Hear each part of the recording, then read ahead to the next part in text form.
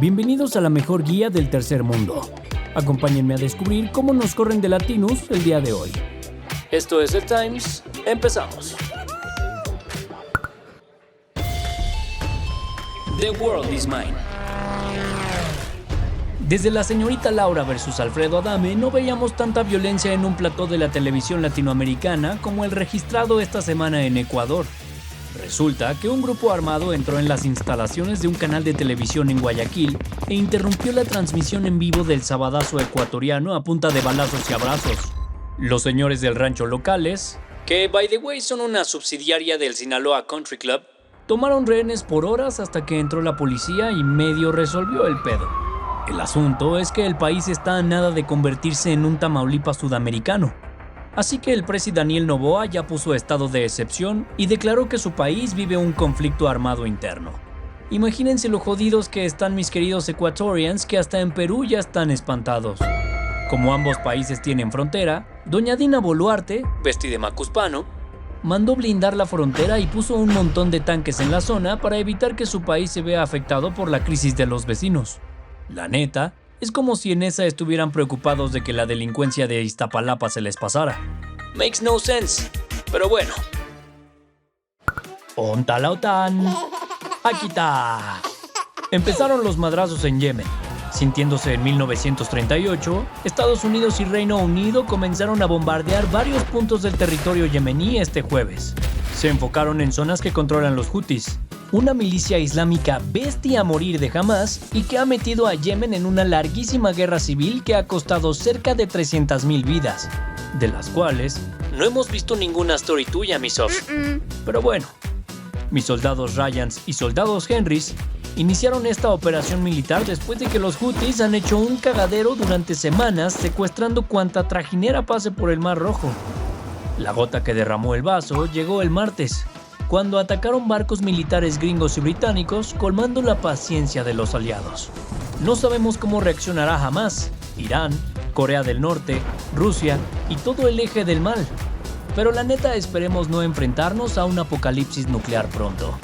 En medio de todo esto, nos enteramos que Andy está a 2 de perder su suscripción premium a la ONU porque no hemos mandado nuestra cuota de membresía desde el 2022. A ver quién nos defiende en la World War III. La Fiscalía colombiana acusó formalmente al hijo del presidente Gustavo Petro de enriquecimiento ilícito. Al parecer, el nene andaba aceptando varo de empresarios para financiar la campaña de su padre. No les vamos a decir dónde también ha pasado eso y ha quedado sin investigar, porque luego van a preguntarnos cuánto dinero tenemos, ¿verdad, Loret? Y de nosotros sí se van a burlar. Against all the odds, el tío Bernie Arévalo va a asumir hoy la presidencia de Guatemala. Sabemos que te puede valer toneladas de madres estas noticias, pero aunque no lo creas, uno que otro seguidor de este podcast estudia en Centro y le mama irse a retiros de detox mayas en Antigua o Atitlán. Así que ahí les va. Bernie es como un Bernie Sanders, pero chapín. O sea, LGBT friendly, eco friendly, pro-choice y demás posturas que en países como Guatemala hacen que lo consideren como la reencarnación de Lenin. Bueno, eso y que el güey ha prometido joderse a toda la élite corrupta que tiene a Guatemala en Guatepeor. Por eso, esa élite lleva meses intentando meterlo a la cárcel. Y hasta se habló de un plan Colosio. No sabemos cómo, pero Bernardito sobrevivió y hoy le ponen la banda presidencial. México Mágico. En pleno martes laboral, Sammy y Marianita armaron carnita asada y con unas muy agropecuarias caguamitas de carta blanca, grabaron un video para anunciar que Jorge Álvarez Maínez será el candidato presidencial de Movimiento Ciudadano. Si no tienes idea de quién es, no te preocupes. Nosotros tampoco. Lo único que alcanzamos a leer en su perfil de Wikipedia es que su papá fundó el Partido Comunista de Zacatecas y que fue militante del PRI y del PRD. Ya con eso sabemos lo suficiente para saber a quién va a apoyar en la campaña real por la presidencia. El anuncio generó varias opiniones. La más común es, ¿quién chingados es este cabrón? Pero la otra que más sonó es la de Quique Alfaro, el gobernador de Jalisco y líder del grupo más importante de Movimiento Ciudadano. El segundo pelón, por orden de importancia dentro de las filas Fosfo, se lanzó durísimo contra el dedazo de Álvarez Maínez, diciendo que él no va a apoyar ni con medio tuit a este show barato. No cabe duda que nuestro presidente es capaz de retar los límites de lo posible. En la semana, por ejemplo, logró meter en la misma frase "Yo me la paso besando hombres", para después rematar llamando señor vestido de mujer a Salma Luébano, una diputada trans de Morena. Más allá de la confesión digna de tu amigo borracho que años después acabó persiguiendo su sueño de ser actor en Casa Azul, lo más curioso de todo fue la reacción que esto generó. Por un lado, chingos de panistas acabaron su novenario del Opus Dei y salieron a defender a la diputada con tal de tirarle a Andy. Mientras que del otro lado, chingos de activistas LGBT salieron a defender a nuestro Lord con tal de quedarse en la nómina. Al final, Mr. Gay Friendly se disculpó con la diputada a la par de anunciar que ya no abrió su cuenta de TikTok. Que no siga alguno porque se le bota la homofobia otra vez al señor. Hace mucho que mi Xochitl no se aparecía en este bello podcast, pero finalmente, esta semana nuestra brand ambassador de Pineda Cobalín favorita volvió a dar la nota. Y todo por reconocer que Marquito Cortés es el cachazapes más grande en la historia de la política mexicana. Bueno, solo compitiendo con su pompi, Alito Moreno. Digo, tampoco es que le vayan a dar un Nobel por descubrir semejante hecho evidente. Pero es que esta vez mi Xochitl no tenía forma de no mandar al carajo a su jefe. Resulta que el güey no pudo ni escribir bien su nombre. Publicó un acuerdo político en donde se repartía cuotas y cuates en Coahuila, algo que ni los prinosaurios se hubieran atrevido a hacer público. Obvio, mi señora X dijo estar enojada y que a ella ni la metan en eso. Querida, si no entendiste que el ataque era directo para ti, no sé a qué juegas. Andy Comunica aprovechó su visita a Veracruz el fin de semana pasado para meterse a la bolsa a todos los trabajadores sindicalizados del país, que son más o menos 5 millones de pelados, o sea, un 10% de los votos en las presidenciales de este año. Les prometió mandar 2 reformas, una que impida que el salario mínimo suba menos que la inflación, y otra que asegure a los pensionados retirarse con el 100% de su sueldo, y es que actualmente es del 50%. No les tengo que explicar la presión que esto le pondría a las finanzas del gobierno, que ya de por sí andan más exprimidas que tu centurión postesquiada emitiendo deuda por todos lados. Pero bueno, nunca creímos que AMLord era un Chicago Boy. ¿O sí? Entre que hay quien sigue en la vacación, hay guerras mundiales por todos lados y la precampaña anda con todo, nadie está pelando al viejito que ahora tiene un chingo de tiempo libre. Por eso, nuestro elfo doméstico de palacio volvió a visitar ayer su mundo de fantasía.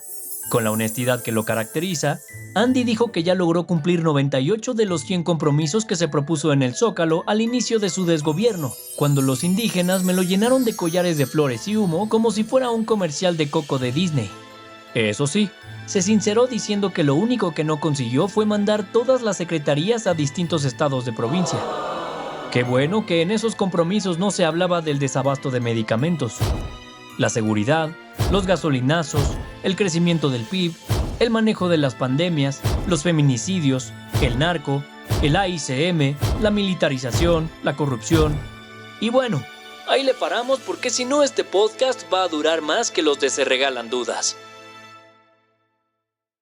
Desde este espacio hacemos un sincero llamado a todos los ejecutivos de Pixar para que le chinguen sacando Monsters Inc. 3, porque si no, nuestra Ernestina Godoy se quedará en el desempleo total. Después de un montón de peleas, discusión y tu grande pasión, el Congreso de la CDMX mandó a su casa a la Fiscal General de Justicia. Al parecer, doña Ernie no ordenó su papeleo anoche, pues la oposición votó en contra de ratificarla para otros 4 años en el cargo, con todo y la presión de Morena para que siguiera cobrando del erario, y que incluyó balazos en camionetas de diputadas del PRI y detenciones ilegales. Ya saben, porque ellos sí son diferentes. Ahora, el Congreso chilango deberá iniciar un nuevo proceso para nombrar al nuevo fiscal de la ciudad. ¿Y quién se quedó en el cargo en este ínter? Ulises Lara, que era el vocero de la Attorney General de Ozuma Capa. Y ahí hay un chisme precioso de este México mágico. Para ser fiscal de la ciudad tienes que tener un título de licenciado en Derecho, y mi Ulises es licenciado en Sociología. aunque tiene un PhD en Derecho. Pero eso no es inconveniente en tiempos de la transformación.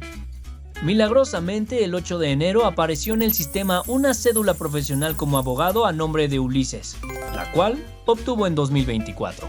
O sea, en una semana el güey se aventó lo que Santi y sus 8 años en la UP y millones gastados en el Trastevere no han podido conseguir. Pero ahí no acaba el tema. Obvio, el título no es de Stanford. Lo obtuvo en el Instituto Universitario Cúspide de México, una institución Ivy League que hace ver a la UVM como Harvard. Resulta que la novela del tío Richie Salinas contra la presidencia sigue. Ya recuperado de la insolada que se metió en su humilde yate en el Mediterráneo, el señor Burns cayó de sorpresa en uno de sus noticieros de TV Azteca para denunciar que el vocero de la presidencia lo anda molestando. Entre pagos de impuestos y acusaciones constantes en redes sociales, Don Electra ya no ve la suya.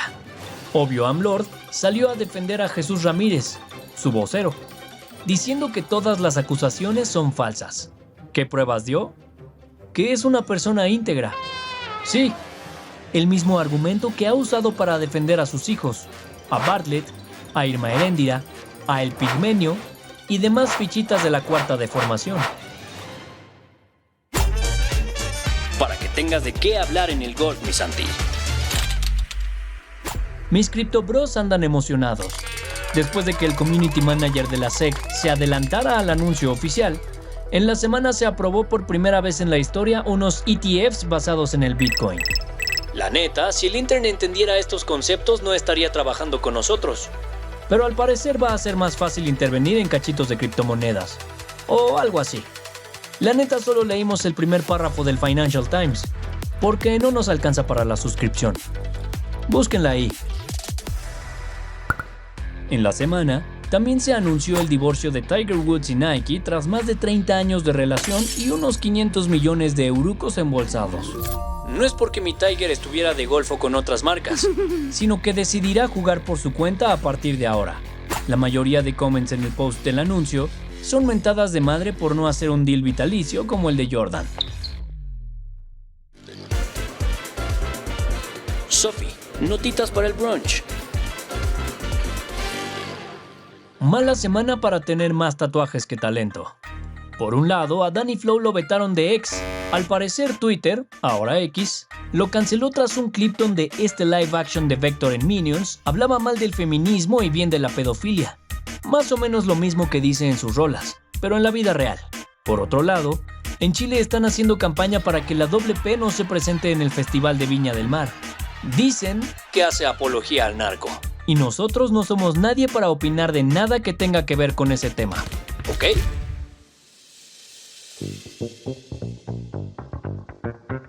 Esto fue el Times de esta semana. Ahora sí, los dejamos seguir salvando a México.